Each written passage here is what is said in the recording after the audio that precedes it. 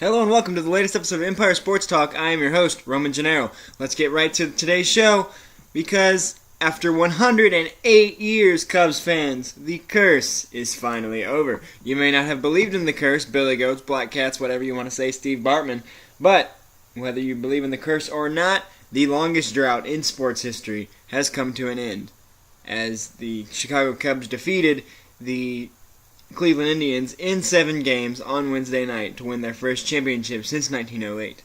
And yes, it was their first in Wrigley Field. A field that good deserves a championship. Now they got it. With a team that young, it's going to be good for a very, very, very long time. I've heard a lot of things.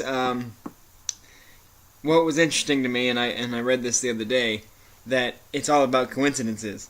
And when you're talking about baseball, you can't be shy about coincidences or whatever. But check this out. The Cubs last won the World Series in 1908. That was 108 years ago. A baseball has 108 stitches on it. If that wasn't enough, the Cubs won in the 10th inning of the game and scored 8 runs. 10-8, 108. Is it coincidence? I don't know if I believe in that kind of stuff, but it's kind of cool to hear stuff like that. Whether you believe in curses or not, it's gone. It's over. You can't say it now.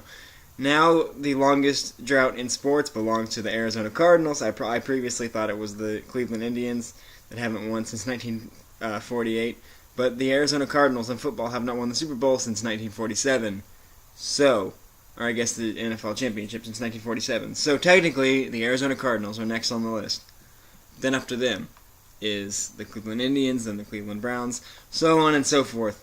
But it's great for the city of Chicago. I previously had mentioned that I wasn't sure if the Cubs winning was better for baseball than the Cubs losing, because if the Cubs lost, then their drought would continue and everybody would keep watching, because this was the World Series where everybody was watching because the Cubs were in it, because of the drought, because of all of this, that they were finally going to get to witness history, and that's what it was. It was history of the Cubs winning, but then they did win. So if the Cubs were to get back to the World Series next year, not as many people would care.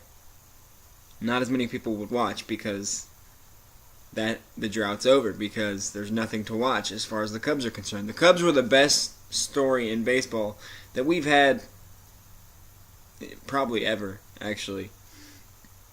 And now they're just another team with a trophy. So I was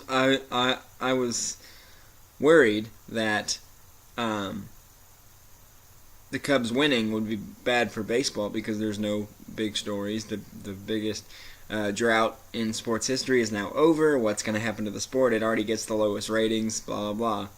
But during the World Series, it was beating out the election. It was beating out the NFL, which it's never done before. Game 7 was the most watched game in 25 years. The most watched baseball game in 25 years. So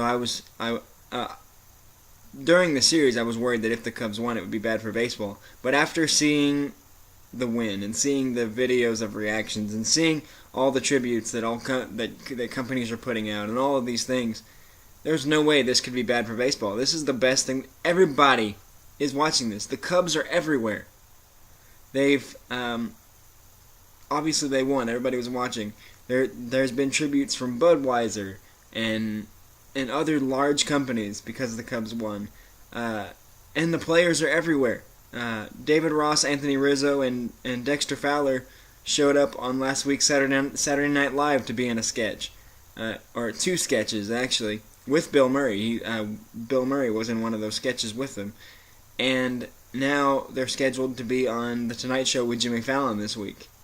The Cubs are everywhere right now, and everybody's watching. Everybody's loving it. The Cubs won the championship. How is that not good for baseball? So I changed my tune on that one, admittedly. Changing sports a little bit, I think one of the best stories in football right now, in the NFL, are the Oakland Raiders. They're really impressing me as a team. A very, very young team.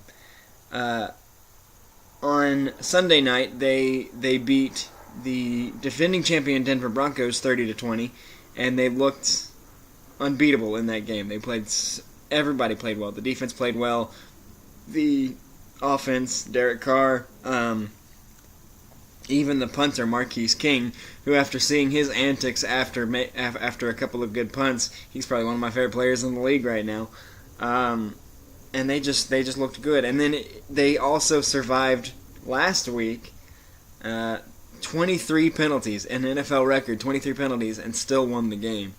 If you can survive that and still win the game, you're pretty much a force to be reckoned with. I'm pretty much marking it on my calendar that the AFC Championship will be the New England Patriots and the Oakland Raiders, and I'm looking forward to it.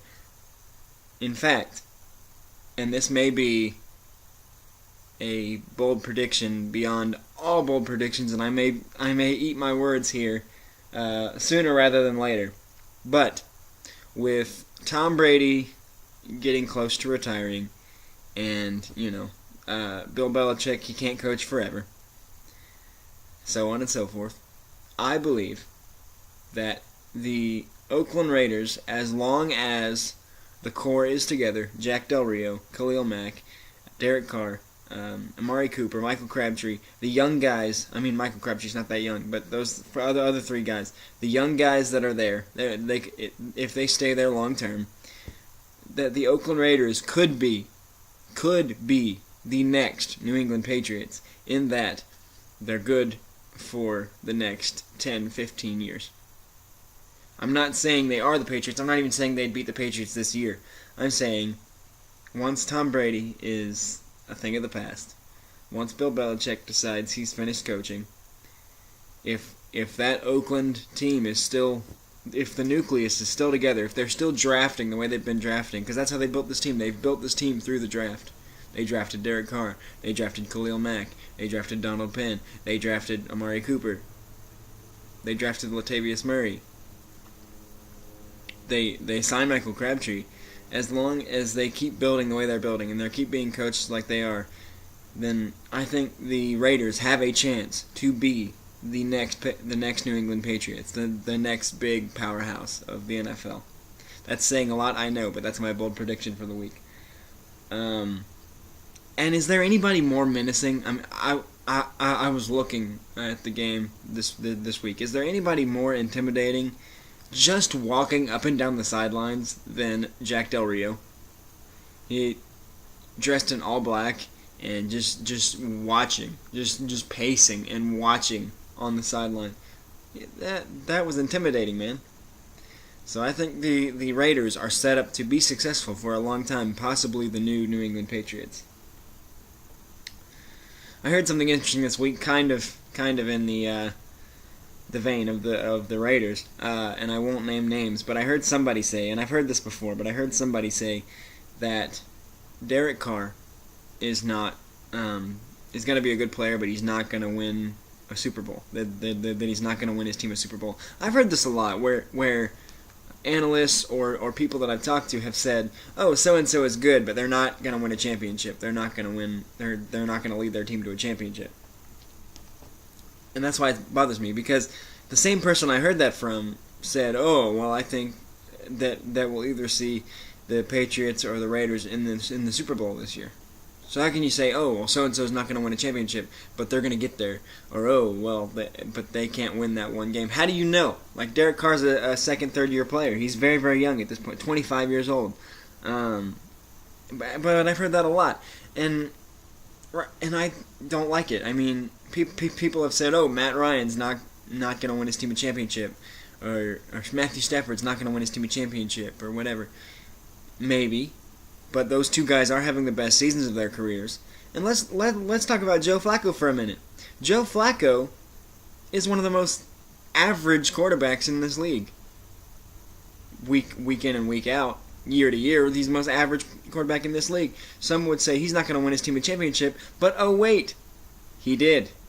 You might attribute that to the defense, but Joe Flacco was the quarterback of that team. Lots of quarterbacks that you wouldn't think could win a championship. So I personally don't like the saying of, "Oh, so and so can't win his team a championship," because anything can happen. It takes a team. It takes a team. So I just don't care for that saying, but that's just me. Anyway, let's get an early jump on this week's Romans Ridiculous 6. Let's get started here. The first, number one on Romans Ridiculous 6, probably the most ridiculous thing I've heard this year. I'm local here in Jacksonville, Florida, and one of the things, because the Jacksonville Jaguars are an embarrassment, one of the things that Jacksonville sports fans take pride in is their minor league baseball team, the Jacksonville Suns, because they're actually talented. They're the AA affiliate of the Miami Marlins, and they're a good group. They've won some championships, and it's actually something for Jacksonville fans to get excited about. But this last week, the Jacksonville Suns announced that under their own volition, they were going to change the team name from the Jacksonville Suns to the Jacksonville Jumbo Shrimp. You heard me correctly. Do not adjust your headphones. The Jacksonville Jumbo Shrimp is the new name of the Jacksonville Suns, the AA affiliate of the Miami Marlins. This is the most ridiculous thing that I've ever heard. Because the Jacksonville Suns, like I said, are a point of pride for this city. Especially because they share the city with the laughingstock of the NFL, or at least the Jacksonville Jaguars.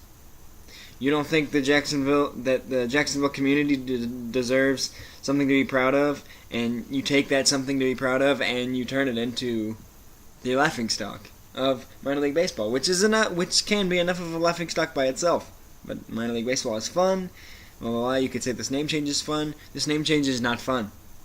The Jumbo Shrimp have unveiled their team uniforms, and one of their alternates is pink.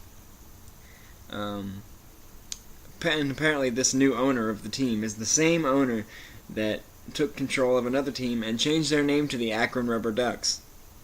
I don't know what his agenda is, but it can't be good for minor league baseball. I personally, their conspiracy theory alert. He doesn't like minor league baseball, so he's single-handedly buying up teams and changing their names to be the most ridiculous he can think of. And there are some crazy names in minor league baseball, but this is embarrassing. The Jacksonville Jumbo Shrimp are ridiculous. Number two, fourth quarter play calling, and that's pretty ambiguous. But the past couple of weeks, while watching the NFL, I've seen instances where the play calling in the fourth quarter by the team that is ahead makes no sense. Examples: 2 weeks in a row against the Seahawks and the Chargers, the Atlanta Falcons had one possession leads or more in the games that they played. They get to the fourth quarter, they're up, they get the ball back, they're up 7 or 10. They get the ball back, and they have half a quarter to go. That's a perfect amount of time to just run the ball, get a couple of first downs, waste some serious clock, and try to get a couple of points and get out of here with a win. But no, what do they call? First down pass plays in both games. This is not a mirror of each other. In both games, they call pass plays on first down in their own territory that get picked off. And then the other team would go down, score, and eventually win the game. And then on Sunday night, with a 10-point lead against the Broncos, the Raiders call a pass play with 4 or 5 minutes to go, and it is very nearly picked off. It looked like an interception, but upon further review, the ball touched the ground. It was very nearly picked off. I do not understand when coaches do this. If I was a coach, and I understand that I'm not, but if I was, and there's a lot that goes into it, but if I was a coach, and I had a lead, a 7, 10, 13-point lead, with less than 10 minutes to go, I would not be throwing the ball. I would be running the ball like crazy. Only in situations if my offense went nowhere on first and second down would I throw the ball on third down. I would not throw on first down, not throw on second down, possibly third down. But if there's less than 10 minutes to go, more 7 or 6 or 7. But if there's less than 10 minutes to go, run the football. Minimize mistakes. Do not throw an interception in your own territory with a slim lead in the fourth quarter. Run the ball and get out of there with a win. That's anything other than that is ridiculous. Number 3, and I said this last week, but it continues to get crazy. Jared Goff, the number 1 overall pick in the 2016 NFL Draft by the newly Los Angeles Rams. And since that day, Rams fans have been excited to see their young rookie take over this team from Case Keenum. But Case Keenum continues to start after a tumultuous showing in London and another game full of poor decision making against the Panthers. He still remains the starter. Jeff Fisher is still standing by Case Keenum. And I have nothing against Case Keenum, but apparently the Rams have said that they're going to stick with Keenum until it looks like their season is over. Until it appears that they're not going to win. But they're not winning. They're not even close to winning right now. And I think it's silly that this is happening, not because of Case Keenum, but because you're paying this rookie, this number 1 overall pick, Jared Goff, more than anybody else is getting paid with his experience level in the league, and he's being outperformed. He's being outperformed by everybody that's a rookie that's starting, because he's not, or he's not even playing. But Dak Prescott is impressive. Carson Wentz is impressive. Ezekiel Elliott is impressive. And these are all rookies that were drafted with him, and they're starting, and they're succeeding. Jared Goff has yet to take a snap in the regular season. He's not at all the practices. By all accounts, he's not even close to ready. And the LA fans are getting restless. After a bad fourth down attempt on Sunday, you could hear the fans saying, "We want Goff, we want Goff." But Jeff Fisher is still saying Keenum is the guy. You gotta feel bad for Keenum at this point. He's doing what he can, his coach is supporting him, and he has to go out there and hear, "We want Goff, we want Goff." He's not producing, so that's why.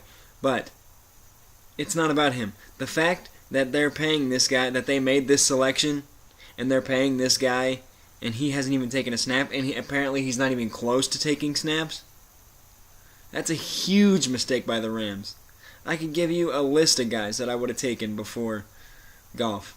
Wentz, Lynch, Paxton Lynch, Ezekiel Elliott.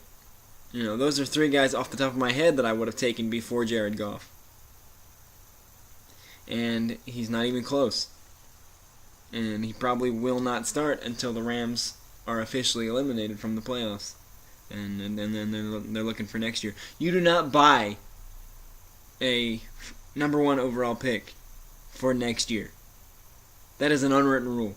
If you're paying, if somebody is a first overall pick and you need them that badly, they should be starting 100% of the time. So it's ridiculous that we're in week 10 now, and he has yet to see the light of day.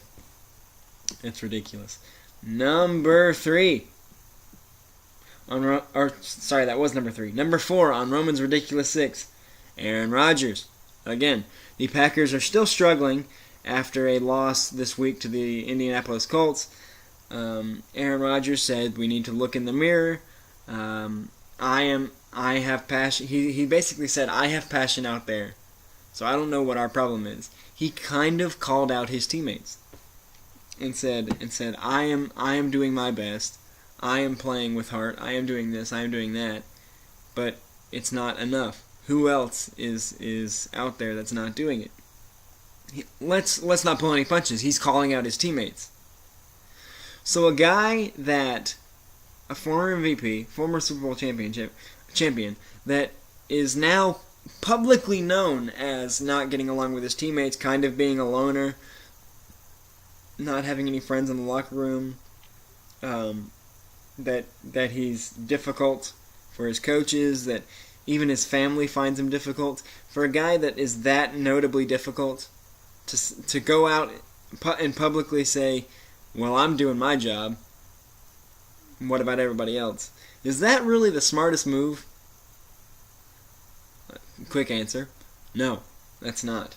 I think Aaron Rodgers needs to take more of the blame because he has not played well. No one on that team has played well. There are a lot of plays on defense that could have been made that weren't, and by other guys. But Aaron Rodgers is the leader of that team, whether he likes it or not. And by being a leader, you need to be vocal. You need to be supporting your guys. You need to be helping.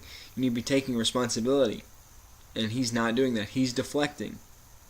Superstars with big egos like to deflect. And that is what Aaron Rodgers is doing. It's ridiculous. It is ridiculous.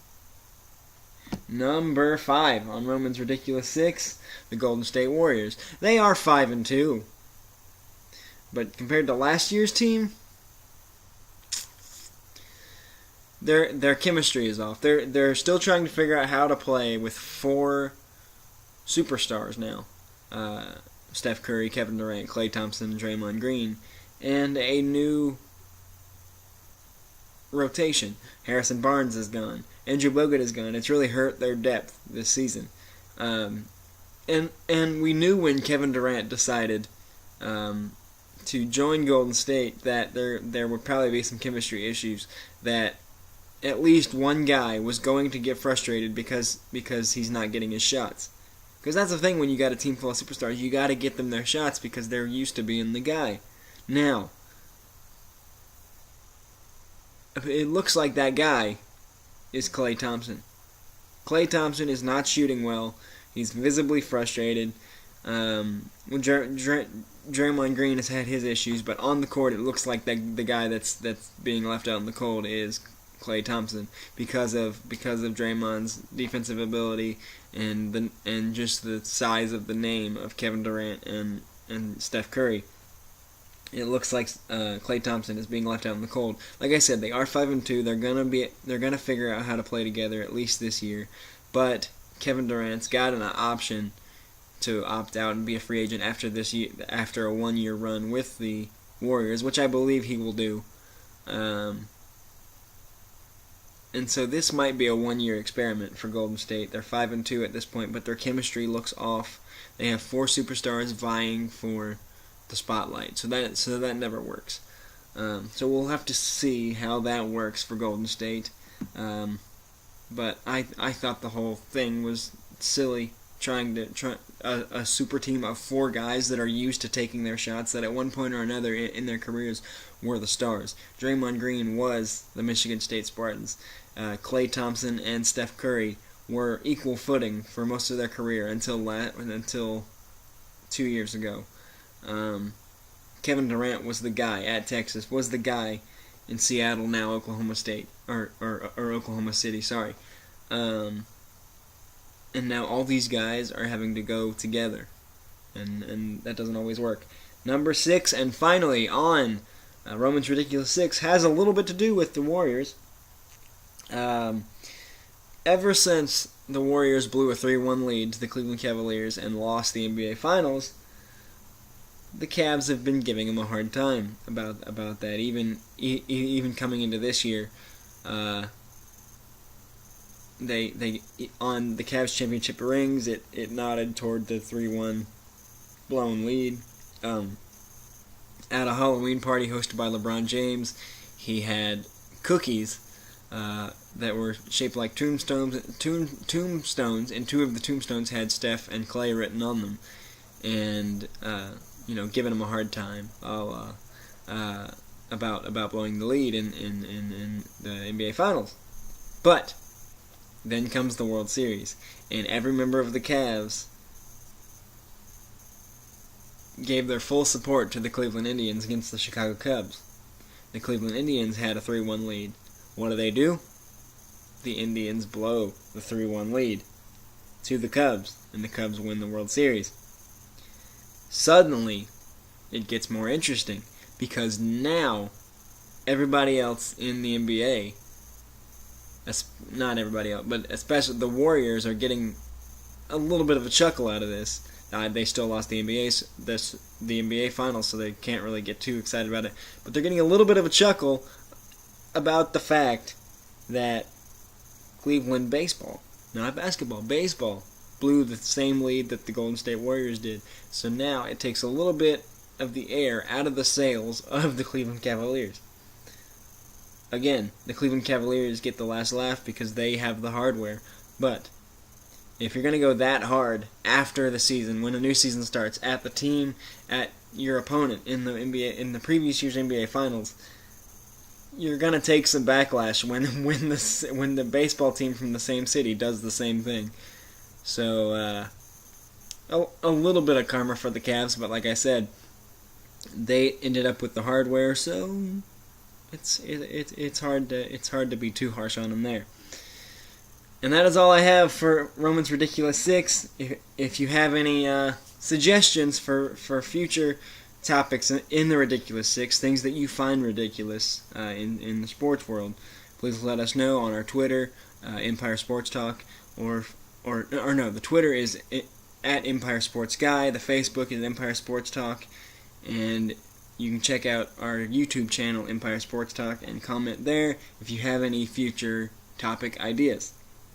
Now for the Emperor of the Week, and there should be no surprise here that the Emperor of the Week, and they're probably going to be emperors for a very, very long time. They're going to milk this as long as they can, but they only get a week here on this show because baseball season's over, so they can't hold it forever. Emperor of the Week, the Chicago Cubs. And it was no Tom Brady could have thrown for 8 touchdowns this week, and I still had to give props to the Cubs. The Chicago Cubs, like I said, 108 years without a championship. The best reaction that I saw from all of this, the Cubs are everywhere. Saturday Night Live, The Tonight Show, probably Jimmy Kimmel, probably it won't end for a while because this is news not only to the sports world but to the world. Whether you're a sports fan or not, you heard about this during the last month that this was going on. So this is a big American story, and so they're going to be a thing. It's going to be a topic for a while, and the Cubs are going to be good for years now because Chris Bryant's 23, Anthony Rizzo's 27, Addison Russell's 22. The core of that team is very, very young, which is scary, and they have other talent in the minors that could come up. But for right now, the Cubs, 108 years of waiting. As I said in a video that I posted in the blog on Empire Sports Corner that you can go check out on blogger.com. As I said, it's 108 years of waiting and losing and curses and goats and Steve Bartman and black cats and Mark Pryor and wait till next year and the lovable losers. 108 years of all of that is over. There is an older generation of Cubs fans that never got to see it, and a new generation of Cubs fans that didn't have to struggle as long, but they were alive to see it. The best reaction that I saw, because there's been video reactions, video tributes all week long, because it's been 6 days now since the Cubs won Game 7. The best one I saw was an 86-year-old man in his house watching the game with his family, and the Cubs were on the field celebrating. He was walking around the house in his full Cubs gear, jersey, hat, everything. I live to see it. I live to see it. I can't believe it. I'm so happy. I live to see it. And you should go look it up online. It's a special video. But that encapsulated to me everything that this championship drought was for Cubs fans and how it felt for that to finally end. So without a doubt, without a shred of doubt, the Emperor of the Week, I guess I should say Emperors because the whole team, the Emperors of the Week, the Chicago Cubs, on winning the 2016 World Series winning the World Series for the first time in 108 years. Congratulations to the city of Chicago and to the Cubs on that spectacular accomplishment. That is all the time that I have on this episode of Empire Sports Talk. I am your host, Roman Gennaro, and as I said, follow us on Twitter at Empire Sports Guy. That's me. On Facebook, Empire Sports Talks. Check out the show and follow us on Spreaker.com, Spreaker.com, Spreaker.com, YouTube. We've been getting a couple of comments on YouTube, and we're always glad to interact with fans on YouTube. Check it out, and we'll see you next week. This is Roman Gennaro of Empire Sports Talk signing off. Have a good day.